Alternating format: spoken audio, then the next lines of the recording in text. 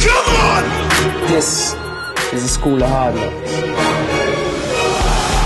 School of Hard Knocks uses the values of rugby to help give unemployed men a focus in life. For 5 years, the School of Hard Knocks has used rugby to help disillusioned and unemployed men by giving them something to focus on, teaching them key skills and helping them go about finding work.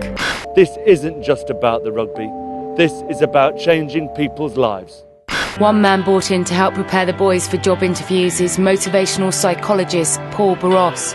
He met up with local man and Broadwater Farm community officer Classford Sterling. The guys we've got into School of Hard Knocks, what kind of problems are they going to be facing? Well, I mean, the one thing that always sticks out, the coach is going to face his attitude, because there is a certain swagger, there is a certain way that especially the young people have, especially if they've been out of work and they're completely disillusioned. I got so depressed that I just wanted a way out, that I went and climbed the bridge, and I was afraid of heights. But I had every intention of going up there and just jumping off and, you know, just escaping from the reality that I was living in. Another attempt was when I got a rope, tied it around my neck, tied it around the tree, and I just jumped out of the tree.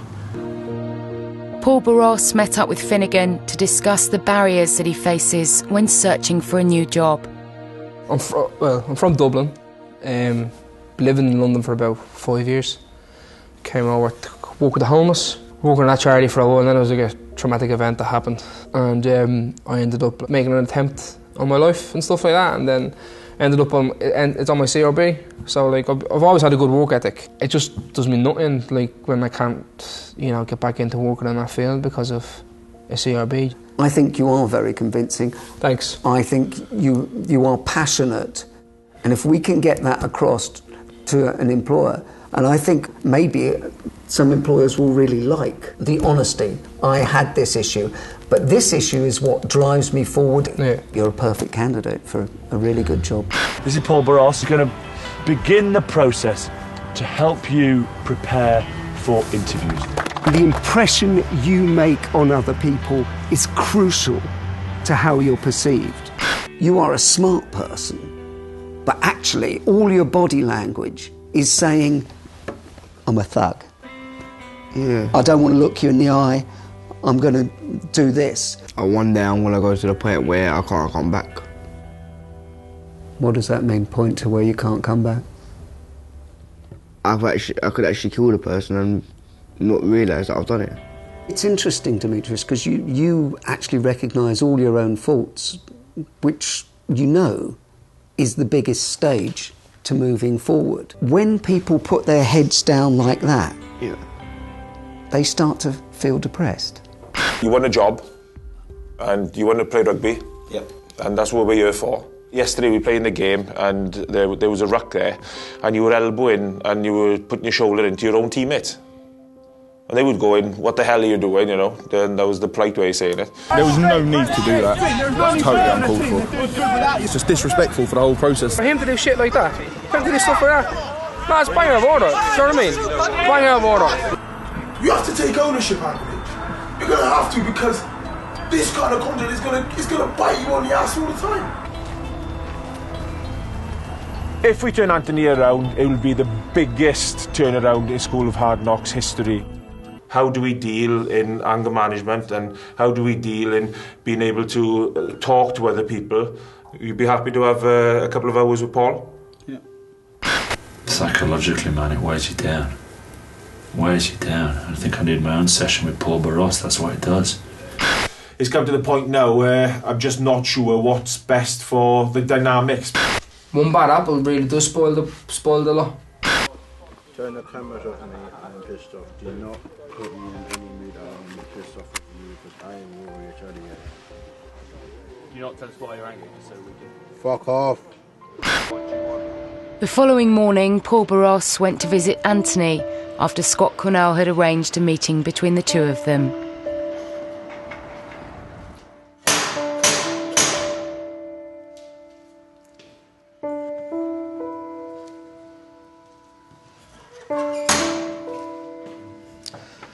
Well, he's now 45 minutes late.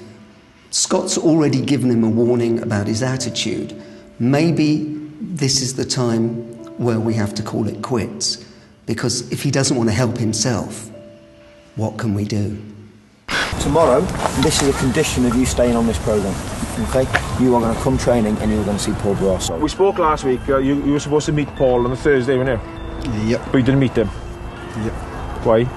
Because I had to look after my big sister, well, my god sister, so... You had to look after your god sister? Yep. Did you phone somebody? Nope. I moved a CEO of a big company.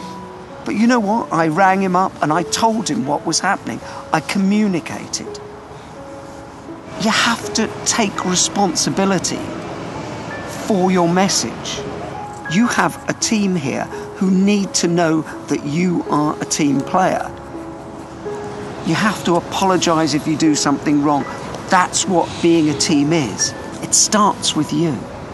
If you can do this here and now in School of Hard Knocks, it's going to have a great effect when you go for the jobs. If you sort this out now, your life can really, really blossom.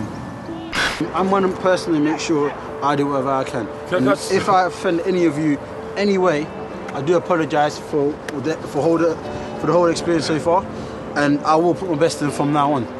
I should have been putting that on. Thank you for that apology.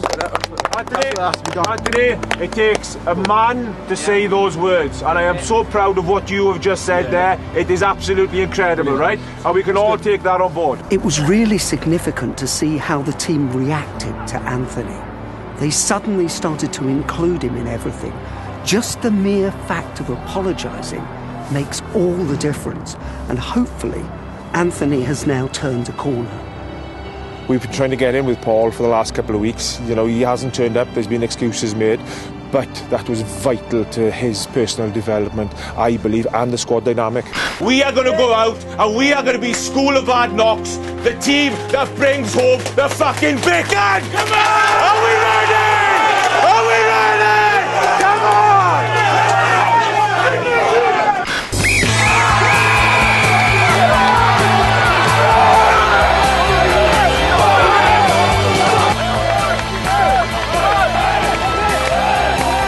I've been talking to them out there. What they want are people who are enthusiastic, confident people who can work as a team. That's you. Go out there expecting to get the job.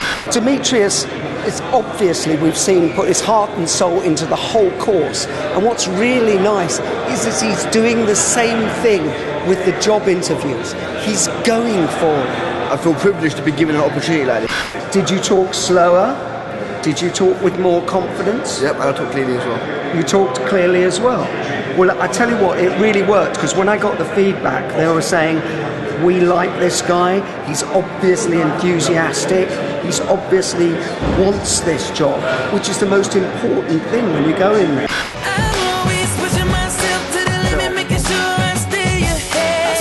Before I was on the show, I was an angry guy, always fighting, always getting myself into trouble, and all of a sudden it helped me change my anger, got me work, and it basically transformed my life.